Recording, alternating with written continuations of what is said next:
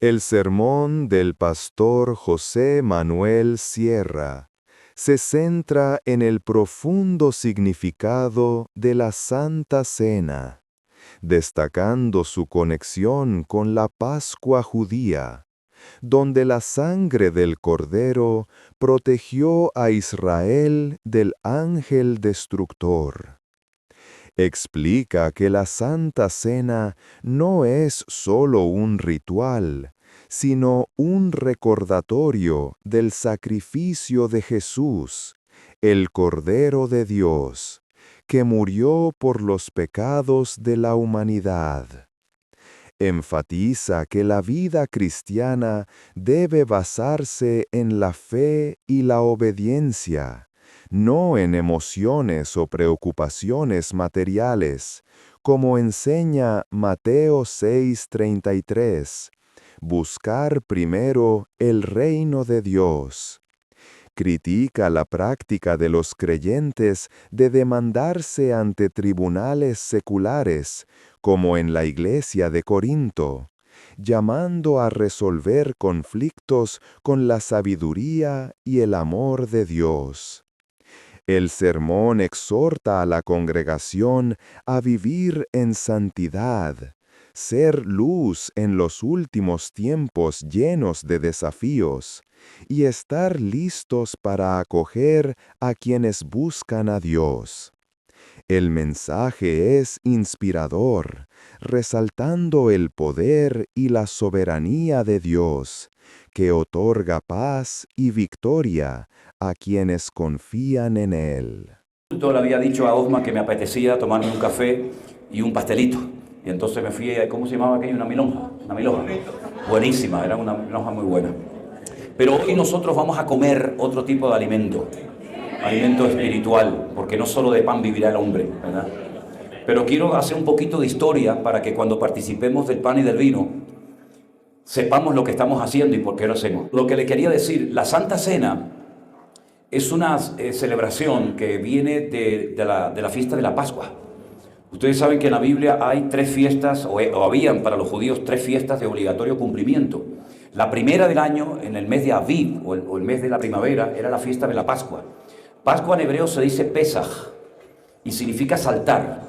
Y es que el ángel de la muerte en Egipto, dice la Biblia, que saltaba de una casa a otra, y no entraba a herir a los primogénitos, porque habían puesto sangre en los dinteles y en la puerta, ¿se acuerdan? Y entonces la fiesta de la Pascua es una fiesta muy bonita, que se celebra en Israel todos los años, y después, 50 días más tarde, 50 días después de la Pascua, se celebra la fiesta de Shavuot, o la fiesta de Pentecostés, y ellos lo que recuerdan no es el derramamiento del Espíritu Santo como nosotros en el día de Pentecostés, sino ellos lo que recuerdan es que 50 días después de haber celebrado la Pascua en Egipto, recibieron la ley, recibieron la Torá por medio de Moisés en el monte Sinaí. Y al final, en este mes de octubre, precisamente en estos días, celebran la última fiesta religiosa del calendario, y es la fiesta de las cabañas, o la fiesta de Sukkot, o la fiesta de los tabernáculos, que es la que justamente en estos días están celebrando. Y al final de la fiesta tienen un día festivo que se llama la Simjá Torá, la alegría de la ley, la alegría de la palabra. Y estas son las fiestas de obligatorio cumplimiento. Ahora, el Señor Jesucristo, dice la Biblia, que la noche que fue entregado, previamente celebró la Pascua con sus discípulos, y no la celebró como la vamos a celebrar nosotros, la Santa Cena, en esta mañana, porque nosotros le damos pan y vino a todo el mundo, o pan o zumo de uva a todo el mundo, pero la Pascua era una comida donde todo lo que se comía tenía un carácter simbólico. Por ejemplo, tenían un plato con agua muy salada y mojaban hojas de lechuga, unas hierbas, y se las comían. Y eso les recordaba las lágrimas que vertieron en Egipto cuando fueron esclavos, y el hisopo que utilizaron para pintar con sangre las puertas de las casas. Comían unas hierbas muy, muy amargas para recordar la amargura de la esclavitud. Por supuesto, el plato fuerte de la cena era el cordero, que tipifica la muerte del Cordero de Dios, que fue nuestro Señor Jesucristo. Bebían todos 4 copas de vino, no de zumo de uvas, 4 copas de vino. Ustedes dirían, se pondría muy alegre, ¿no? Sí, se ponía muy alegre, sin lugar a dudas. Y cada copa de vino representaba una promesa que Dios le había dado al pueblo de Israel. El postre se llamaba caroset, era como un ladrillo de color canela, para recordar que habían estado construyendo ladrillos cuando estuvieron en Egipto. Se está acoplando un poquito, durante la esclavitud. Y todo eso se celebraba, pero había un momento que el pan, que no era pan, sino que era lo que se llama matzá, es como una galleta desaborida, sin sal, una galleta que no sabe a nada, pues resulta, sube un poquitito, sí, ahí espero fuera. El papá se levantaba y decía, este es el pan de aflicción que comieron nuestros padres en Egipto, comamos de él, lo partía y comenzaba a darle a cada uno de los miembros de la familia. Pero curiosamente el Señor Jesucristo esa noche, sabiendo que esa era la fórmula, la forma como tenía que partirse el pan, la matzá, no dijo eso, sino dijo, tomad y comed, porque esto es mi cuerpo que por vosotros es partido. Y haced esto en memoria de mí. No recordó promesas que se habían dado al pueblo de Israel cuando tomaban las copas de vino, sino que dijo, tomad y bebed, porque esta es mi sangre que por vosotros es derramada. Y todo lo cambió. Pero esa noche se comía con los zapatos puestos, generalmente se descalzaban, se relajaban, sino que estaban pendientes como si estuvieran a punto de emprender un largo viaje. Y era una fiesta muy cargada de un simbolismo realmente espectacular. Pero días antes de celebrar la Pascua, el sumo sacerdote, el representante de toda la casta sacerdotal de Israel, se iba hacia el sur, salía de Jerusalén y se iba hacia el sur, más o menos como unos 8 kilómetros aproximadamente, llegaba a un pueblecito llamado Betlehem o Belén, la casa del pan. Y allí él tenía que contactar con los pastores que cuidaban los rebaños de las ovejas. ¿Se acuerdan? ¿Les suena esto? Y tenía que escoger 2 corderos sin defecto, perfectos, y llevarlos a Jerusalén para que durante una semana los examinaran y vieran si cumplían todas las leyes para poder ser sacrificados posteriormente en el día de la Pascua. Y cuando el sumo sacerdote venía y se veía que venía con los 2 corderitos caminando hacia Jerusalén, toda la ciudad salía a recibirle, y entonces la ciudad comenzaba a decir, Baruch haba beshen Adonai, que significa bendito el que viene en nombre del Señor. Pero días antes de que llegara el sumo sacerdote, el Señor Jesucristo no entró por ese lugar, sino que entró por la puerta del este, que hoy permanece cerrada, y la gente salió a recibirle exactamente diciéndole lo mismo que le decían al sumo sacerdote, bendito el que viene en el nombre del Señor. Y los sacerdotes se enfadaron con sus discípulos y le dijeron, dile a la gente que se calle, porque esto no se le tiene que decir a este hombre, sino al sumo sacerdote. Y fue cuando el Señor Jesucristo dijo, si estos se callan, las piedras hablarían. Y esos 2 corderos se llevaban, uno se sacrificaba en el templo, como sacrificio por toda la nación, y había un ritual que se echaban suertes. Y en el día del Yom Kippur, uno de esos corderos se mandaba a Azazel, se mandaba al desierto, y se llevaba simbólicamente todos los pecados del pueblo, y cuando ese animal moría en el desierto, en Jerusalén se sacrificaba el otro cordero que había quedado vivo. Pero ¿cómo sabían cuándo había muerto en el desierto? No había teléfono, no había WhatsApp, no había redes sociales. ¿Cómo sabían que ya había muerto el animal que cargaba el pecado del pueblo para poder sacrificar al que había quedado vivo en Jerusalén? Bueno, le amarraban un hilo, un trocito de hilo blanco a uno de los cuernos. Y cuenta la historia que cuando el animal moría, el otro que estaba en Jerusalén, el cordón se convertía en color grana, en color rojo. Y sabían que ya el animal había muerto. Siempre fue así durante siglos. No era ningún truco de magia, sino era algo que realmente era algo maravilloso.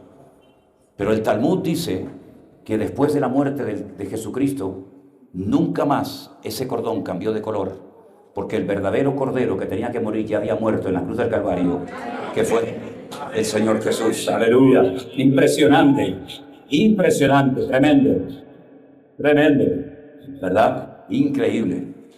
Así que ya no estamos en una época de sacrificios, aunque sabemos que, por ejemplo, dentro de la religión católica, lo más importante de una misa es el sacrificio de la misa.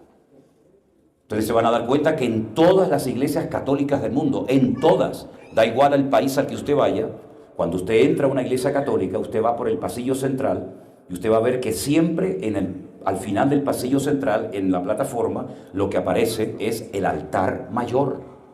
Es un altar. ¿Y un altar para qué era? Para hacer sacrificios. Y al lado del altar mayor hay un pequeño púlpito donde se leen los sagrados evangelios. Cuando usted entra, por ejemplo, a una iglesia evangélica, usted no va a ver que en el centro hay un altar. sino que lo que hay es un púlpito donde se predica la palabra de Dios. Porque ya no estamos en tiempo de sacrificio, ya el sacrificio perfecto lo hizo Cristo por nosotros hace 2000 años. Pero ahora lo que hacemos no son sacrificios, sino la exposición, la predicación del Evangelio a través de la palabra del Señor. Amén, hermanos. Y esto que vamos a celebrar en esta mañana es muy importante porque nos recuerdan varias cosas. Nos recuerdan cosas del pasado y nos recuerdan cosas que van a suceder en el futuro. Nos recuerda que Él murió por nosotros conforme a las Escrituras. Nos recuerda que Él resucitó al tercer día. Todo eso forma parte del pasado. Pero Él dijo, y lo vamos a leer después, haced esto hasta que yo venga. Por lo tanto, hay una parte, hay un aspecto de la Santa Cena que aún no se ha cumplido y es el retorno del Señor Jesucristo. Y dice la Biblia que volveremos a participar del pan y del vino cuando estemos todos juntos por la eternidad en la presencia del Señor. Ahora, la iglesia de Corinto tenía muchos problemas, después en el mensaje hablaremos de ellos, pero uno de los problemas que tenían es que participaban indignamente del cuerpo y de la sangre del Señor Jesucristo. Y por eso Pablo dice, ¿saben por qué hay tanta gente enferma en la iglesia? Les decía Pablo. ¿Saben por qué hay tanta gente débil? ¿Y saben por qué incluso algunos han muerto? Porque habéis participado indignamente del cuerpo y de la sangre del Señor Jesucristo. Por lo tanto, él lo que decía es, probaos, examinaos a vosotros mismos para que no comáis para juicio, sino para vida y para bendición. Y este es un momento muy importante porque es el momento en el que tenemos que hacer un autoexamen de nosotros mismos y preguntarnos cómo estamos realmente delante de la presencia del Señor. Podemos fingir, podemos aparentar, podemos mentir incluso los unos a los otros, pero el Señor sabe realmente cómo está tu corazón en esta mañana. Por eso, si usted va a participar del pan y del vino, no es que tengamos que ser perfectos, si no, no podría participar ninguno, evidentemente. Pero la pregunta es, ¿cómo está tu comunión y tu relación con el Señor? ¿Está usted alineado con el Señor y con su palabra o está llevando una doble vida? Porque hay gente que en la iglesia es una cosa y fuera de la iglesia es otra persona completamente diferente. Hay gente que te presenta a su esposa y no es su esposa, es su querida, su amiga. Está conviviendo con ella o conviviendo con él, pero ya han normalizado su pecado, su desorden y ya no le dan importancia. Pero sí le da importancia a la palabra de Dios. Tú tienes que ponerte en orden en todos los aspectos de tu vida, en tu relación horizontal y en tu relación vertical. De hecho, la cruz es lo que nos enseña, ¿no? Que hay una relación con los seres humanos, con las personas, con los hijos, con los hermanos, etc. Pero también hay una relación con el Señor y a veces le damos demasiado énfasis a nuestra relación con el Señor y nos olvidamos que el que tenemos al lado es nuestro hermano y con el cual hace años que no me hablo o que no tengo ninguna relación con él. Por lo tanto, este es un momento muy importante para probarnos, para examinarnos si verdaderamente estamos viviendo una vida comprometida, santa y ordenada delante del Señor o somos simplemente unos hipócritas y personas que se acostumbran a vivir y a cantar una serie de canciones, pero que a la hora de la verdad su vida privada es un auténtico desastre. El Señor lo sabe todo. ¿Cuántos dicen amén? Amén. Así que en esta mañana cerremos nuestros ojos un instante y pídale al Señor que le ilumine y que le muestre en qué área de su vida usted urgentemente necesita un cambio. Tal vez es en su relación con su pareja, con su esposo, su marido, con sus hijos.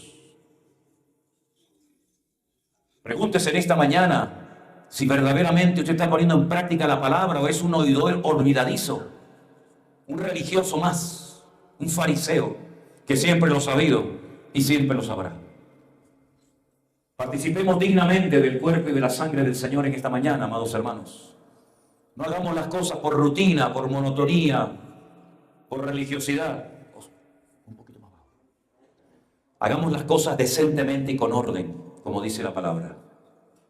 Los hermanos que van a estar repartiendo el pan y el vino ya se van a estar preparando, pero queremos orar juntos al Señor en este momento y pedirte, Padre Santo, Padre bueno, Dios Todopoderoso y Misericordioso.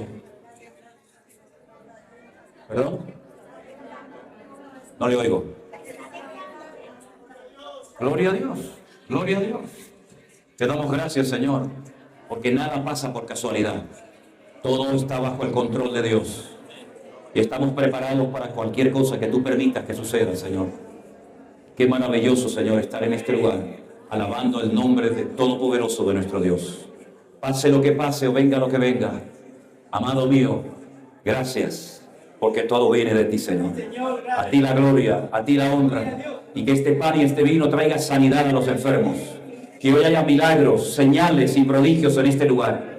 Que en el nombre de Jesús, personas con cáncer, personas enfermas, personas con depresiones y ataduras espirituales, ahora sean libres en el nombre de Jesús de Nazaret. Que se rompan cadenas, que se sanen los enfermos, que los demonios dejen de molestar a las personas, Señor.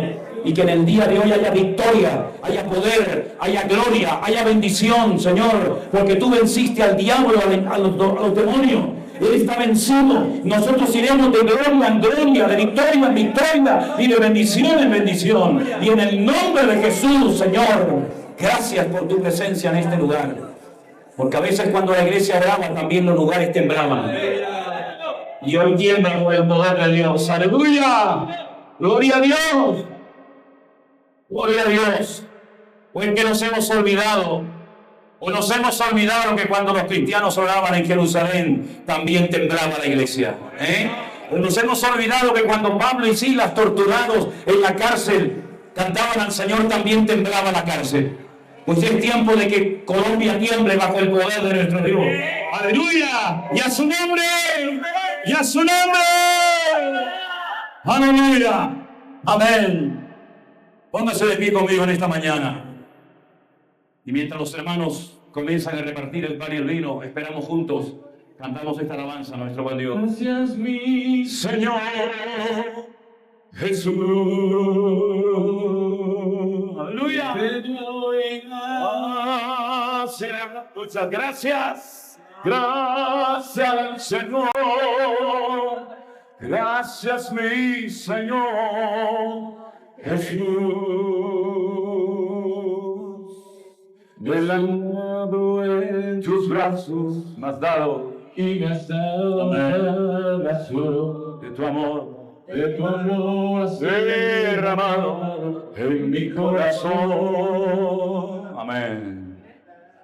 No sabré agradecerte lo que has hecho por mí, solo puedo darte ahora mi canción.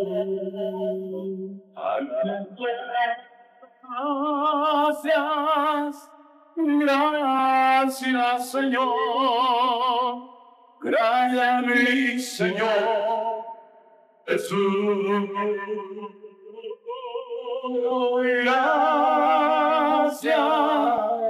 Gracias, Señor.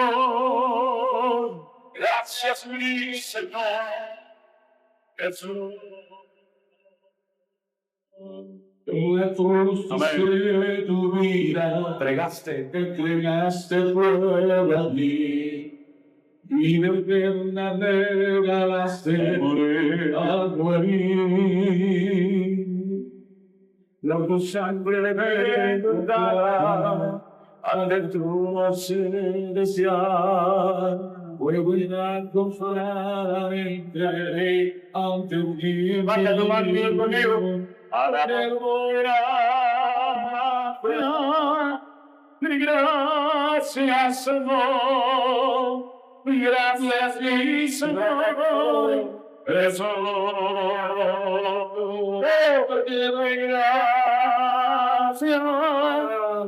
Gracias, Señor.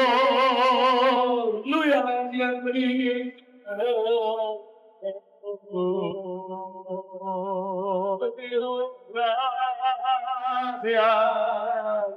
Gracias, Señor. Gracias, mi Señor Jesús. Amén. Amén. Aleluya. Es una santa cena inolvidable hoy, Inolvidable. Yo es que no les entendía cuando me estaban hablando. Pensé que había dicho algo incorrecto. Ya tengo. Pensé que había dicho algo y yo digo, ¿qué me está pasando? ¿Se movió de verdad? Sí. ¿Tú sentiste? Yo no sentí nada. ¿De verdad? Porque estaba en lo alto.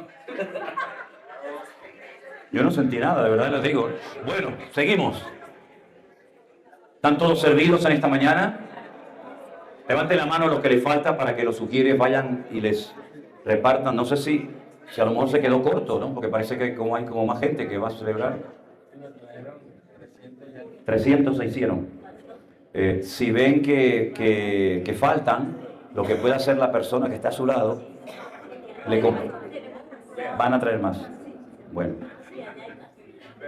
hay iglesias que se comparte la copa para todo el mundo. No es aquí. Yo les conté lo que me pasó, ¿no? Qué ridículo, Dios mío, qué ridículo. Pero estaba rico, ¿eh? Fui a una iglesia a predicar en Galicia, me senté ahí. No, a mí no me gusta sentarme nunca delante. Yo quiero que la gente ni sepa que estoy allí. Pero bueno, venga para acá, venga para acá. Me sentaron ahí en la primera fila y era el momento del pan y el vino. Y entonces se me acercó el ujier con un copón, hermano, pero una copa enorme. Y entonces me la da así. Y yo dije, pensé, digo, qué grande la copa, ¿no? Pero como yo me adapto a donde voy, pues yo cogí la copa y hago, ¡raca! Y el ujier se quedó blanco con el papel. En ese momento sentí aquí en el costado un pinchazo, era un codazo que me dio mi mujer. Y ¡pam! Y le digo, ¿qué hace? ¿Qué pasa? Me dice, la copa era para todos, hermano. Él la va limpiando con un trapito, bebe un sorbito, la limpia, se la da al otro, se la da al otro, y yo me la bebí toda, hermano. Ahora ese día prediqué que daba gloria, ¿eh? Bueno, así son las cosas, ¿no? ¿Qué le parece? En la iglesia en la que yo me convertí, el vino era pecado mortal, no se podía, eran americanos y para ellos el vino, eso era, vamos, como, no sé. Entonces, no tenían vino porque no lo usaban, no tenían zumo de uva, se olvidaron y entonces utilizaron como la gelatina, ¿saben lo que es pero líquida? La gelatina es líquida, cuando usted la pone en la nevera se solidifica. Entonces la hermana esta, la americana esta que tenía en fin, hizo la gelatina esa y lo hizo líquido, pero claro, cuando cantamos, alabamos, no sé qué, cuando fuimos a tomar la Santa Cena, todo el mundo ahí metiendo el dedo, bueno, no salía, ¿no? En fin. Uno ha visto de todo un poco en este mundo, ¿no? Hay más hermanos por servir, hay hermanos que faltan. Aquí hay aquí hay gente que le... Pero usted ya tiene el vino, hermano. Ah, el pan, toma. No, es que yo tengo otro aquí abajo. Toma. No sabía que me habían puesto aquí pan y vino. ¿Ok? Sí, ok. Levante la mano al que le falte algo. ¿A usted también? ¿Pan? ¿Pancito? Mire, allí le falta a la hermana. Eso es.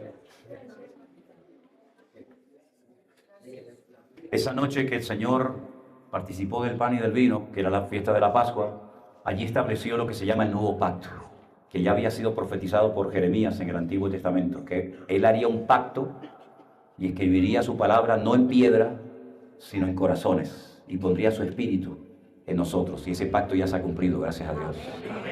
Pues dice la palabra del Señor, yo recibí del Señor lo que también les he enseñado, que el Señor Jesús, la noche que fue entregado, tomó pan, y habiendo dado gracias, lo partió y dijo, tomad y comed, esto es mi cuerpo, que por vosotros es partido, haced esto en memoria de mí. Participamos juntos, hermanos, del pan en esta mañana. Aleluya. Gracias, Señor Jesús. Aleluya. Asimismo tomó también la copa después de haber cenado, diciendo, esta copa es el nuevo pacto en mi sangre. Haced esto todas las veces que la bebiereis en memoria de mí. Así pues, todas las veces que comieres de este pan y bebieres de esta copa, la muerte del Señor anunciáis hasta que Él venga. Participamos de la copa, hermanos. Aleluya. Dele gracias al Señor en esta mañana. Gracias, Señor. Aleluya. Gracias, Señor. Te alabamos. Te alabamos. Aleluya. A ti la gloria. Gracias, mi Señor. Aleluya. Gracias, mi Señor. Te adoramos, oh mi Señor amado. Aleluya. Gracias. Gracias, Señor.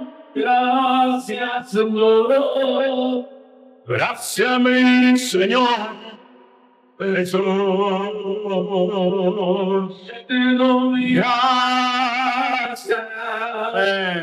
Gracias, Señor.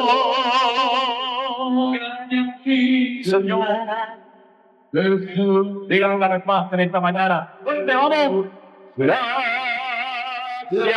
Aleluya. Señor, gracias a ti. Jesús.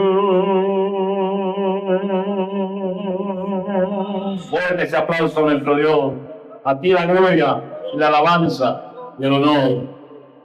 Amén. Amén. Saluda al hermano que está a su lado en esta mañana.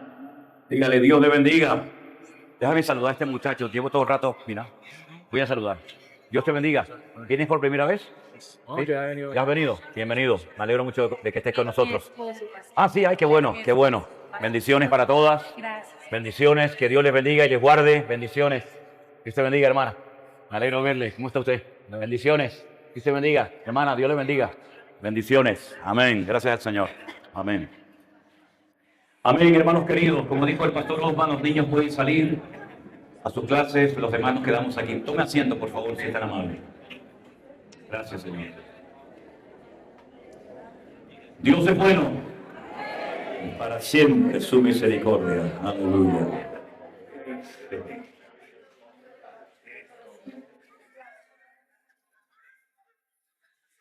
Es muy importante también y animo a las maestras y maestros de las clases de los niños que se tomen en serio su función, su papel dentro de la iglesia, porque preparar a las próximas generaciones es algo muy, muy importante, y más en estos tiempos en los que estamos viviendo. Enseñarles la palabra de Dios a los chicos, a los adolescentes, a los niños es muy, muy importante. Pero que también los padres en sus casas lo hagan, ¿verdad? Que no dejen toda la carga y responsabilidad en las escuelas dominicales de la iglesia, sino que también en casa los niños aprendan a orar, a leer la palabra, a servir al Señor y a prepararse. Es algo muy, muy importante en este tiempo, porque el enemigo no quiere que la familia, nuestras familias, se mantengan unidas y bendecidas. Y están tratando de luchar con uñas y dientes para que esta próxima generación acepte cosas antibíblicas y aberrantes como si fueran parte de una vida normal, cuando es todo lo contrario. Por lo tanto, oremos siempre por los niños de la iglesia, por las maestras de la escuela dominical, para que hagan un papel importante como el que están haciendo. Amén, hermanos. Quiero llevarles a Primera de Corintios, carta de Pablo a los Corintios en el capítulo 1. Voy a estar leyendo unos textos desde el versículo 4 en adelante, por favor. Primero de Corintios, capítulo 1, a partir del versículo 4. La palabra del Señor dice así: Gracias doy a mi Dios siempre por vosotros, por la gracia de Dios que os fue manifestada o fue dada en Cristo Jesús. Porque en todas las cosas fuisteis enriquecidos en Él, en toda palabra y en toda ciencia, así como el testimonio acerca de Cristo ha sido confirmado en vosotros, de tal manera que nada os falta en ningún don, esperando la manifestación de nuestro Señor Jesucristo, el cual también os confirmará hasta el fin, para que seáis irreprensibles en el día de nuestro Señor Jesucristo. Fiel es Dios, por el cual fuisteis llamados a la comunión con su Hijo Jesucristo, nuestro Señor. ¿Cuántos dicen amén? Amén. En esta ciudad de Corinto, el apóstol Pablo permaneció un año entero. Él venía de Atenas, por decirlo de alguna manera, entre comillas, de una especie de fracaso ministerial, porque fue el único lugar donde el libro de los Hechos relata que Pablo estuvo y no estableció una iglesia. En Grecia, concretamente en Atenas, capital. La Biblia dice que él, utilizando toda la sabiduría que tenía, todo el conocimiento que tenía, que era muchísimo, pues intentó impresionar un tanto a los atenienses. Incluso menciona en su discurso, que lo tenemos en el libro de los Hechos, cuando fue a predicar al Areópago, ese auditorio donde estaban allí todas las personas atentas a su mensaje. Él incluso utilizó, o mejor dicho, usó frases de famosos poetas griegos, y era una especie como de demostrar que él también era muy elocuente y muy sabio, y etcétera, etcétera. Pero allí no estableció iglesia. Cuando él baja a la ciudad de Corinto, él dice que se propuso en su corazón no volver nunca más a utilizar ese sistema para alcanzar a las almas para Cristo. Dice, porque yo no quiero, primero, ni impresionar a nadie, ni quiero que nadie quede impactado por mi sabiduría o por mi sapiencia, sino que me limité a predicar de Cristo crucificado y resucitado, para que vuestra fe no esté fundada en la sabiduría humana, sino en el poder de Dios. Y entonces en Corinto él se da cuenta que no es con palabras persuasivas de humana sabiduría que la gente llega al conocimiento de la verdad, sino cuando el Espíritu Santo toma una palabra predicada que toca un corazón, ablanda una vida, y esa persona es transformada por el poder de Dios y no por la elocuencia de nadie. Y él permanece en esa ciudad un año. Era una ciudad cosmopolita, una ciudad importante, una ciudad muy grande, y una ciudad donde venían comerciantes de todas partes del mundo conocido a vender y a comprar productos.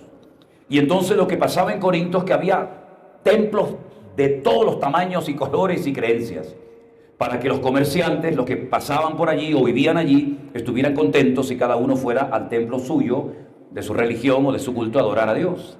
Él establece allí una iglesia poderosa, una iglesia muy bonita, la famosa iglesia de Corinto, y permanece un año y la pastorea y la atiende. Y por la iglesia pasaron diferentes ministerios, pero llegó el momento que tiene que marcharse a otro lugar. Y cuando él está fuera de la iglesia, comienza a recibir por parte de una familia de la congregación, que era la familia de Cloé, noticias negativas, noticias tristes acerca de la situación de la congregación. Le dicen que la iglesia internamente se ha dividido, que la iglesia tiene problemas de inmoralidad, que la iglesia tiene problemas con la doctrina, que hay desórdenes en la congregación, etcétera, etcétera. Y Pablo de verdad que se queda impactado y escribe una carta, que es esta que tenemos en nuestras manos. Después escribiría una segunda carta, que también la tenemos, y a través de estas cartas él intenta ayudar a la iglesia a encaminarla por el buen camino y a mostrarles que una cosa es ser utilizados en cualquiera de los dones del Espíritu Santo en un momento determinado, y otra cosa es el fruto y la madurez de la persona. Pablo felicita, como hemos leído en esta mañana, a la iglesia, porque ellos sabían moverse en el terreno, en el mundo de los dones del Espíritu Santo. Ya lo he dicho en otras ocasiones, solamente lo recuerdo, que el tema de los dones del Espíritu Santo, es decir, las herramientas que el Espíritu Santo le da a la iglesia, al creyente, para poder ser eficaz en el reino, aparecen en Romanos capítulo 12 y también en Primera de Corintios capítulo 12. Ahí están los dones que existen, y si no está el que usted cree que tiene, es porque eso no es un don. Tal vez es un talento, tal vez es una habilidad, tal vez es algo que usted ha aprendido a través de la práctica o como sea, pero no es un don espiritual. Los dones del Espíritu, repito, están en Romanos 12 y en Primera de Corintios capítulo 12. Ahí aparecen, ¿verdad? El don, por ejemplo, de la profecía, el hablar en lenguas, el discernimiento de espíritus, palabra de sabiduría, palabra de fe, servicio, misericordia, presidir, organizar, etcétera, etcétera. Entonces el apóstol Pablo se da cuenta de que la iglesia, en ese terreno de los dones del Espíritu Santo, es decir, en el hacer cosas, han aprobado con buena nota. Pero luego, a la hora del comportamiento, del testimonio y de la conducta, son un auténtico desastre. Y el mismo apóstol que en el capítulo 1 los felicita, en el capítulo 3 les dice: de manera que yo, hermanos, versículo 1, no pude hablaros como a espirituales, sino como a carnales, como a niños en Cristo. Os di a beber leche y no vianda, es decir, alimento sólido, porque aún no erais capaces, ni sois capaces todavía, porque aún sois carnales. Pues habiendo entre vosotros celos, contiendas y disensiones, ¿no sois carnales y andáis como los hombres? Porque diciendo el uno, yo ciertamente soy de Pablo, y el otro, yo soy de Apolos, ¿no sois carnales? ¿Qué pues es Pablo y qué es Apolos? Servidores por medio de los cuales habéis creído, y eso según lo que a cada uno concedió el Señor. Yo planté, Apolos regó, pero el crecimiento lo ha dado Dios. Así que ni el que planta es algo, ni el que riega, sino Dios que da el crecimiento. Y el que planta y el que riega son una misma cosa, aunque cada uno recibirá su recompensa conforme a su labor. Porque nosotros somos colaboradores de Dios. Vosotros sois labranza de Dios, edificio de Dios, conforme a la gracia que Dios me ha dado o me ha sido dada. Yo como perito arquitecto puse el fundamento y otro edifica encima, pero cada uno mire cómo sobreedifica, porque nadie puede poner otro fundamento que el que está puesto, el cual es Jesucristo. Si Pablo intenta demostrarle a la iglesia, a los creyentes de la iglesia de Corinto, que Dios utiliza gente, lo utilizó a él para fundar la iglesia, lo utilizó a él para llevar a miles a los pies de Cristo, pero luego también utilizó a otro ministerio llamado Apolos para traer más enseñanza, más renovación espiritual, más profundidad en las Escrituras. Este es el Apolos del cual el libro de los Hechos dice que era un varón ferviente de espíritu y poderoso en las Escrituras, ¿se acuerdan? Dice que le estaba predicando un día y había allí un matrimonio que lo escuchó, Priscila y Aquila, y dice que después de terminar el mensaje lo llaman aparte y dice que le expusieron más ampliamente el Evangelio. Porque si bien es cierto que tenía mucho conocimiento de las Escrituras y tenía mucho deseo de servir al Señor, era un mensaje muy repetitivo. Dice que solamente hablaba del bautismo de Juan el Bautista se refirió, ¿verdad?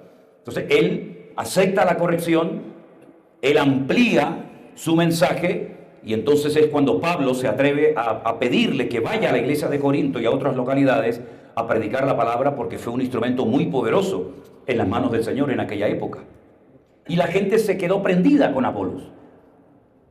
El ministerio de Pablo era diferente, su forma de exponer el evangelio era distinta. Entonces la gente comenzó a hacer esas comparaciones odiosas y comenzó a decir, bueno, a mí me gusta más cómo predica Pablo. Ah, no, eso nada. A mí me gusta más cómo era Pablo, porque Pablo era increíble. Y comenzaron ahí esas luchas y peleas dentro de la iglesia, y eso no es de Dios, hermanos. Eso no agrada al corazón de Dios.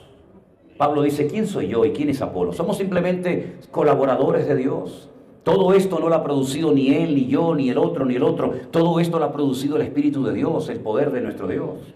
El fundamento es el Señor Jesucristo. Yo vine y planté y la obra creció y se estableció, pero esto hay que cultivarlo, hay que ayudarle a los hermanos a crecer y se fue Apolo. Pero en definitiva, el organizador, el autor de toda esta maravilla, no es ni él ni yo, es el Señor Jesucristo, el fundamento de nuestras vidas. Amén, hermanos.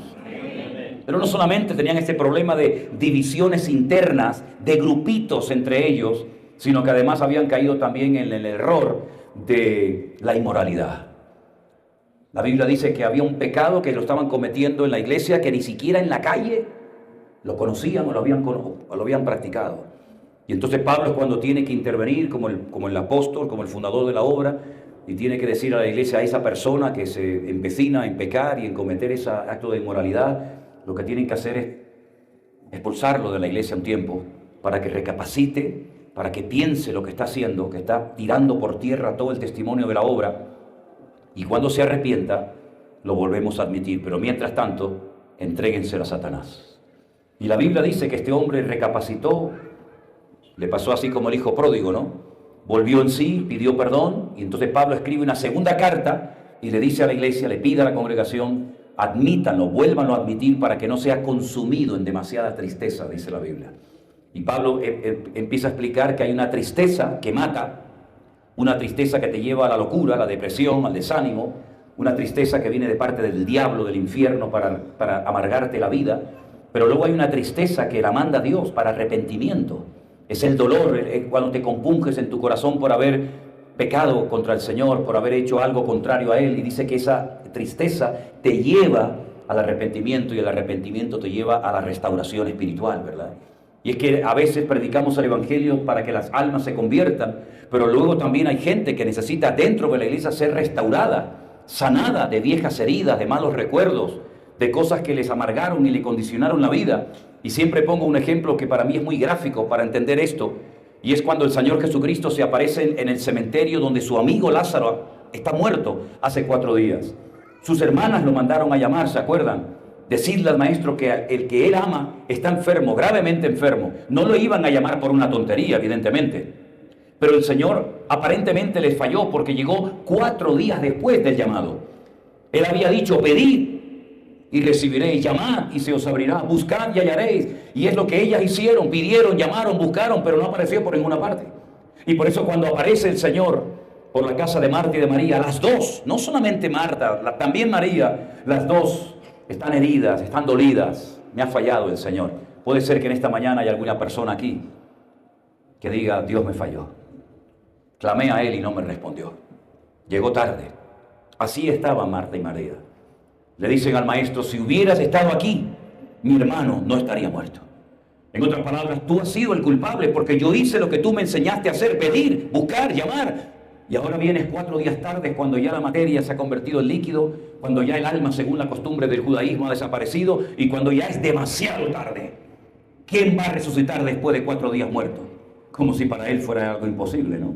¿O es que acaso no van a resucitar personas que llevan miles de años muertas? Vamos al cementerio.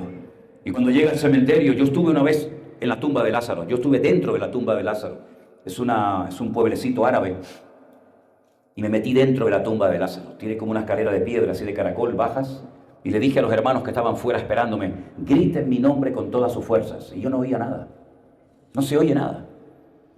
Pero la Biblia dice que cuando él pidió que quitaran la piedra, las hermanas le dijeron, Señor, si quitas la piedra va a salir un olor terrible, porque ya, aquí hace mucho calor, el cuerpo ya ha entrado en un proceso irreversible de descomposición. Y el Señor le dijo, yo soy la resurrección en la vida, ¿sabes? El que esté muerto, pero que cree en mí, volverá a la vida. Y entonces dice que lo llama por nombre y dice, Lázaro, sal fuera. Y la palabra de Dios dice que Lázaro salió, no caminando porque no podía caminar, sino dando brinquitos como los canguros, dando saltitos, porque lo habían envuelto en ese sudario, en esas telas, en esa sábana, ¿verdad? Una especie de, no es embalsamar, pero casi. Y entonces cuando él se va, le dice a la multitud, desatadlo y dejarlo ir. Y esa es la función fundamental de la iglesia, predicar el evangelio de vida, predicar la palabra de Dios, que le da vida a los muertos espiritualmente hablando, pero luego esas personas que han vuelto a la vida espiritualmente hablando, los que han nacido de nuevo, ¿verdad? Como dice las Sagradas Escrituras, hay que enseñarles a vivir una vida de libertad, que no tengan que depender nunca más de nada ni de nadie. Y hay gente que tiene que ser desatada del odio, de la venganza, de la ira, de heridas, de malos recuerdos. Y hay gente que han pasado años y todavía te cuentan su tragedia como si le hubiera pasado en el día de ayer, cuando esa persona a lo mejor ya ni existe, pero te marcó tu destino para toda la vida.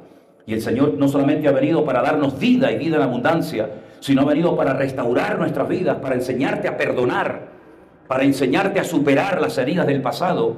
Porque yo hace mucho tiempo compuse una canción y una de las frases dice, una de las estrofas dice, las heridas no pueden ser como los tatuajes que quedan en la piel y que nadie puede borrar. Hay que aprender a perdonar, hay que aprender a perdonar. Y el Señor Jesucristo nos da la capacidad de poder hacer lo que humanamente hablando yo nunca haría, porque va en contra de mi personalidad, va en contra de mi carácter, va en contra de mi cultura o de mi enseñanza, pero todo lo podemos en Cristo y podemos perdonar y podemos bendecir y podemos vivir una vida en libertad, porque Cristo es lo que quiere para tu vida. Que tú no seas un esclavo de lo que tu papá te hizo o de lo que aquel pastor te dijo, o que tú no seas un esclavo de aquella mala enseñanza, sino que tú puedas enseñar tus heridas, pero cicatrizadas y no abiertas, que siguen controlando tu presente y condicionando tu futuro. Entonces la iglesia de Corinto había entrado en un proceso terrible porque estaban perdiendo la santidad, y cuando se pierde el respeto, la santidad en una iglesia, esa iglesia está condenada a muerte. Y no es la primera vez a lo largo de la historia que una iglesia empezó muy bien y terminó muy mal.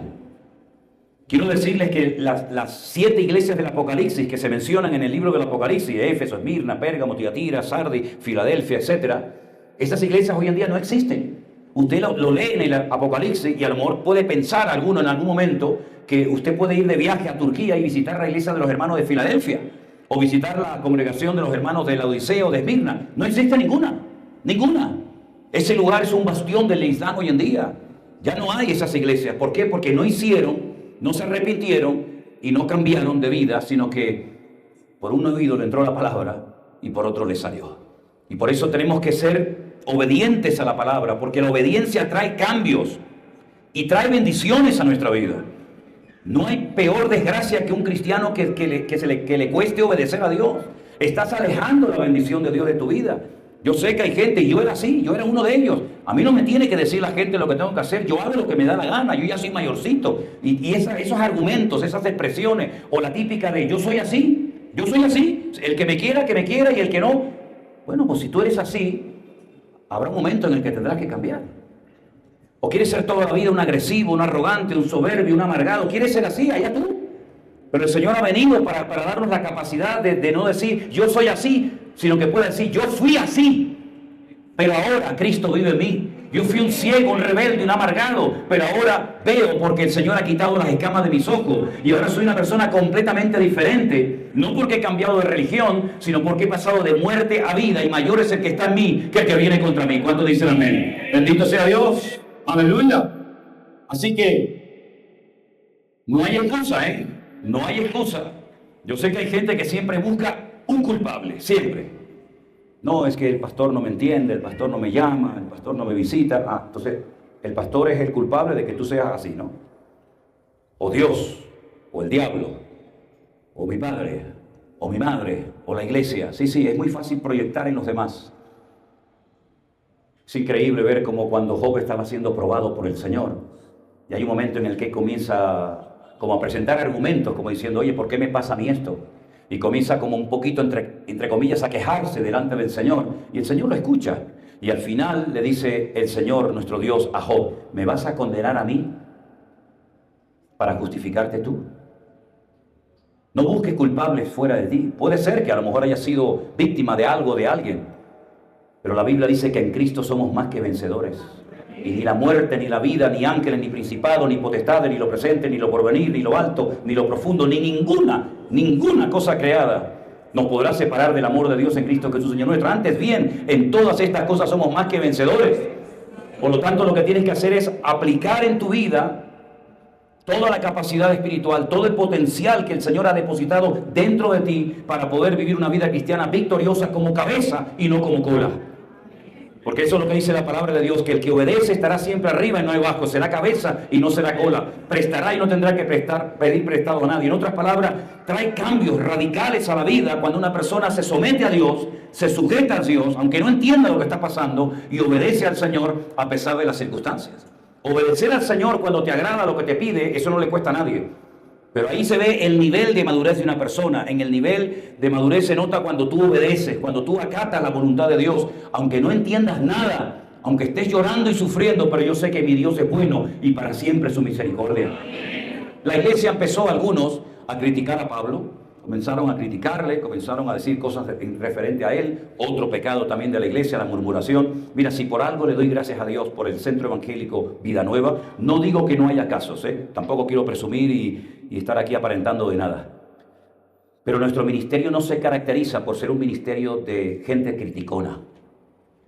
Sinceramente, no digo que no haya casos, ¿vale? Pero saben que la crítica es un daño terrible.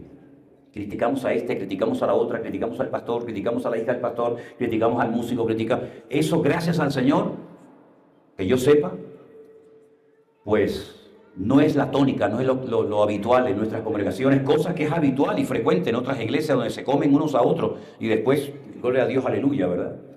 En la iglesia de Corintios entró la crítica, pero también con la crítica abrieron una puerta y comenzaron algunos hermanos a dudar de la resurrección. Y por eso hay un capítulo monográfico entero, que es el capítulo 15 de Primera de Corintios, donde Pablo explica lo que es la resurrección, que no se había producido, que la resurrección es una realidad, etcétera, etcétera. Pero después había otro problema, yo creo que aún mayor, y eran problemas en matrimonios miembros de la iglesia.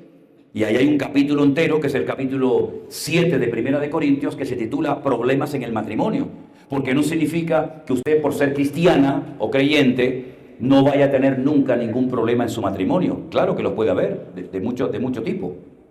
Pero una vez más, en la palabra del Señor, tenemos la respuesta y la solución a todos nuestros quebraderos de cabeza. El apóstol Pablo habla de hermanas que son creyentes y su marido no. ¿Cómo actúo? ¿Qué hago? Él no es creyente, no me quiere acompañar a la iglesia. ¿Cómo hacemos con nuestros hijos? O viceversa, él es creyente y él no. Bueno, usted no tiene que inventarse nada. La vida cristiana ya está todo planificada y escrita y revelada en las palabras de Dios, y lo escrito no necesita ningún tipo de confirmación. Si usted tiene problemas en su matrimonio, no hay dos iguales, evidentemente, la palabra del Señor nos da la enseñanza necesaria para saber cómo tengo que comportarme en todo momento. Y no solamente eso, sino que además en la iglesia de Corinto había un problema grave, y es que todo lo que estaba sucediendo dentro de las paredes de la congregación afectaba el testimonio público de la iglesia. Y eso es algo que sí tenemos que tomarnos muy, pero que muy en serio. Cuando usted mañana se vaya a su trabajo, a su oficina o a donde sea, usted está representando en cierta manera a un ministerio, a una iglesia, a unos pastores. Su testimonio puede elevar el prestigio, la gloria del Señor en un lugar, o puede tirar por tierra el testimonio y el trabajo de muchas personas. Usted tiene que ser una luz en el lugar donde se encuentra y no ser una piedra de tropiezo. Que la gente no diga nunca, este es cristiano, esta es cristiana, por favor. Ahí son todos iguales. ¿Han oído esa frase alguna vez? ¿Verdad? Y juzgan y paga justo por pecador. Y juzgan a todos por igual. ¿Qué responsabilidad tan grande tú tienes, hermano? Yo sé cuáles son las mías. Pero qué responsabilidad tienen todos y cada uno de ustedes de mantener el testimonio del Señor y que la gente, mira, tal vez no le gusten nuestras canciones, tal vez no le guste nuestro estilo de vida, lo entiendo, pero que nunca te señalen con el dedo diciendo realidades, diciendo verdades, sino que digan, este hombre y esta mujer viven lo que predican y son testimonio en el trabajo, en la universidad, en donde sea. Y eso es lo que va a traer a las multitudes a los pies de Cristo. ¿Cuántos dicen amén? La iglesia de Corinto entró en un periodo de crisis.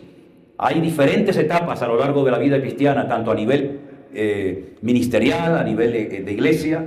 Gracias al Señor, yo creo que en este momento nosotros estamos en un momento maravilloso, en un momento precioso, de amor, de unidad, de apoyo mutuo, de unidad en el liderazgo entre los pastores. Todo eso lo tenemos que aprender a conservar y a valorar. Porque yo digo que hay cosas que nosotros no podemos producir, pero sí podemos conservarlas. Por ejemplo, cuando usted se compra una lata de melocotones o de peras en almíbar o piña en almíbar, usted no ha producido, usted no puede producir esos frutos, pero sí puede conservarlos. El que inventó la comida enlatada fue Napoleón, porque él decía, ¿cómo le hago llegar la comida a mis soldados que están a miles de kilómetros? Entonces a él se le ocurrió enlatarla al vacío y se las mandaba a los soldados y podían durar años esas comidas conservadas. Nosotros no podemos producir paz, pero sí podemos mantener la paz entre nosotros.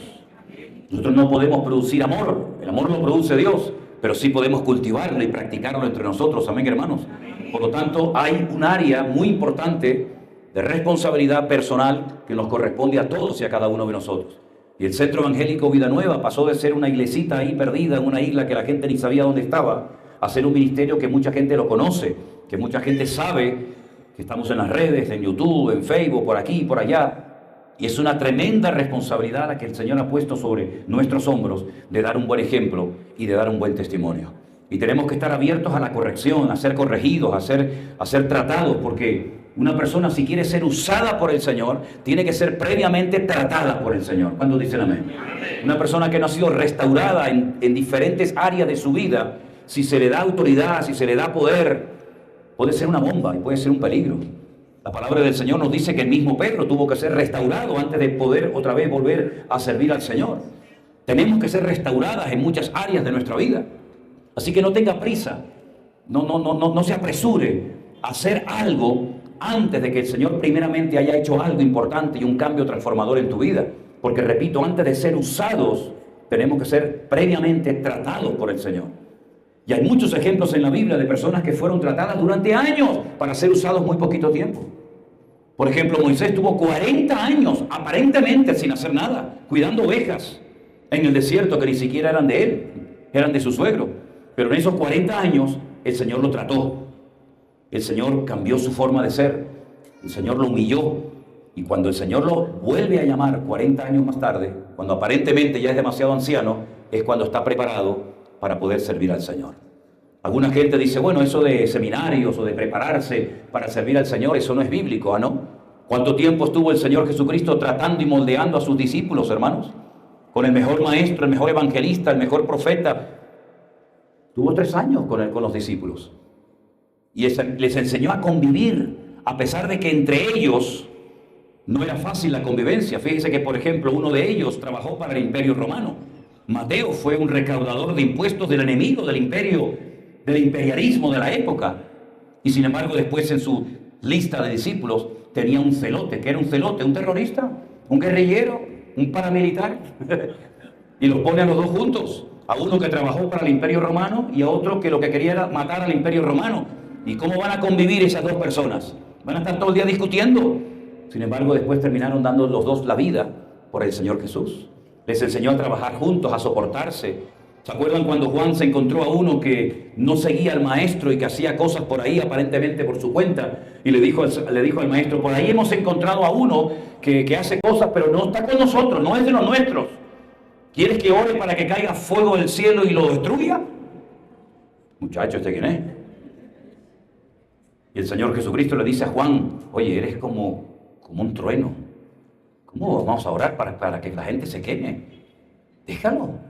Y ese hombre que era fuerte de carácter, capaz de pedirle al Señor, déjame que ore para que caiga fuego del cielo y lo destruya, después es el discípulo del amor, el que más habla del amor. Miren sus cartas, primera, segunda, tercera de Juan, miren su evangelio, espectacular.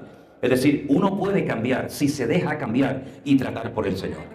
Lo peor que puede ocurrir, y lo he visto lamentablemente muchas veces, es cuando Dios está tratando a una persona, Dios está tratando a una familia, Dios está tratando una vida y abortas el proceso de Dios.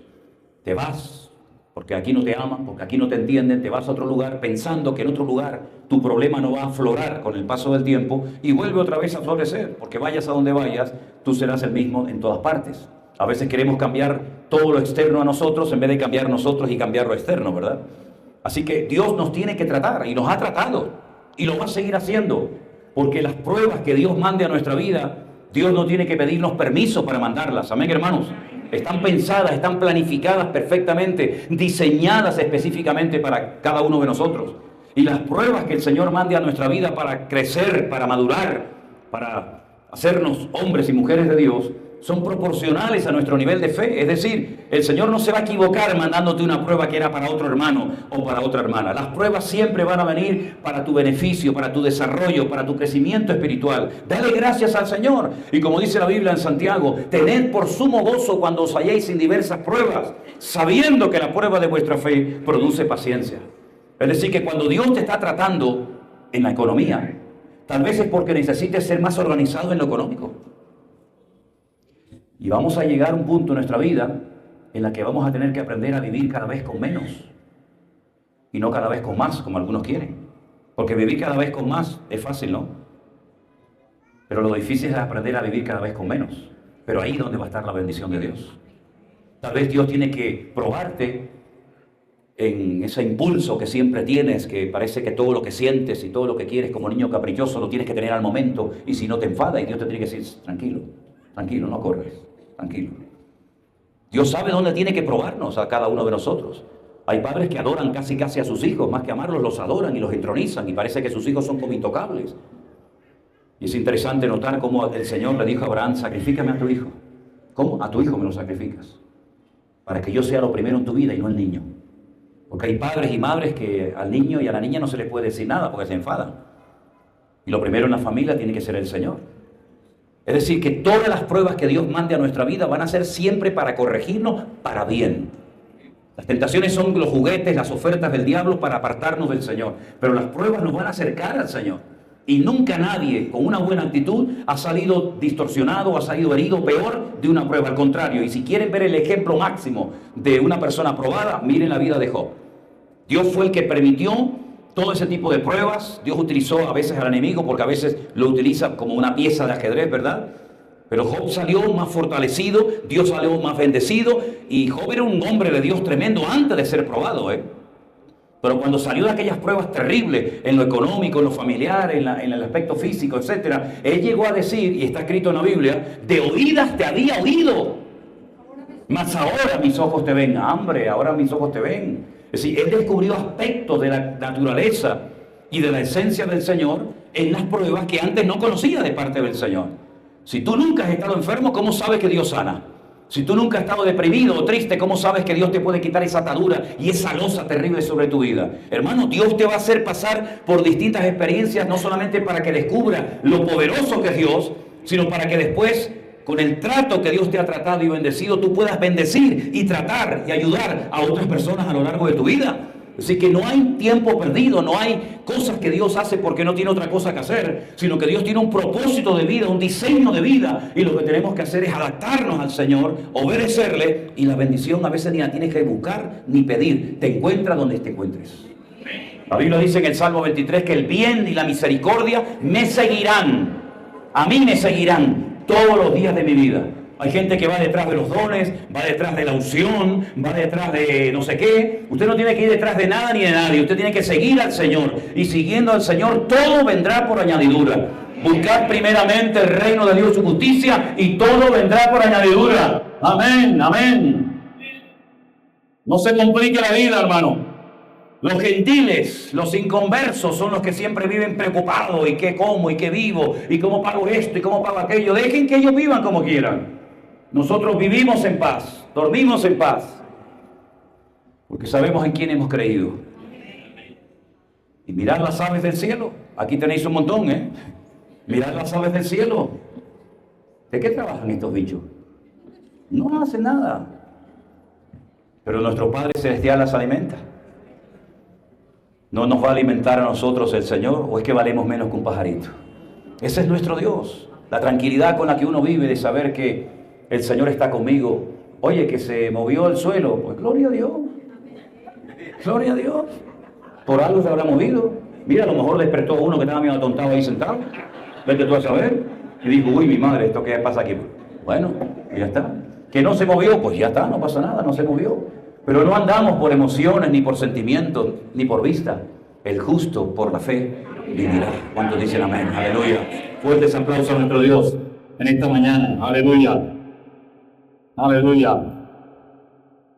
Y finalmente, uno de los grandes, gravísimos problemas que cometieron algunos de los miembros de la iglesia de Corintios fue que se denunciaron los hermanos yendo a los tribunales del mundo para denunciar a un hermano por algo que había hecho. Qué terrible, ¿no?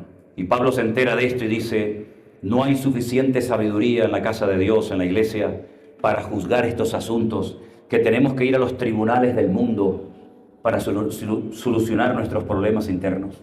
Tan bajo hemos caído, hermanos, que tenemos que ir a un abogado, a un fiscal, a un juez, para que arregle el problema que tengo yo con mi hermano. Claro que pueden surgir problemas entre creyentes. Claro que no le vas a caer bien a todo el mundo. Claro que pueden surgir problemas de toda índole. Pero para eso tenemos al Señor. No para recurrir a la gente del mundo para solucionar nuestros problemas, sino que lo ideal sería que los de la calle vinieran a nosotros a pedirnos consejo y no nosotros tener que a ellos a pedirles consejo. Yo estoy plenamente convencido que muchos jóvenes que están estudiando, por ejemplo, psicología, o están estudiando derecho, o están haciendo otras carreras, yo estoy plenamente convencido que llegará un momento en el mundo en el que los inconversos tendrán que venir a los creyentes a pedirles ayuda y a pedirles auxilio. Porque la palabra de Dios nos enseña que los últimos tiempos se van a poner tan complicados que la gente no le va a quedar más remedio que pedir ayuda. Y entonces ahí tenemos que estar preparados para recibirlos con los brazos abiertos. Y no asustarnos cuando comiencen a entrar gente a nuestra iglesia diferente a nosotros, que huelen mal o que se visten mal. No, al contrario, tenemos que orar para que nuestras iglesias sean un faro de luz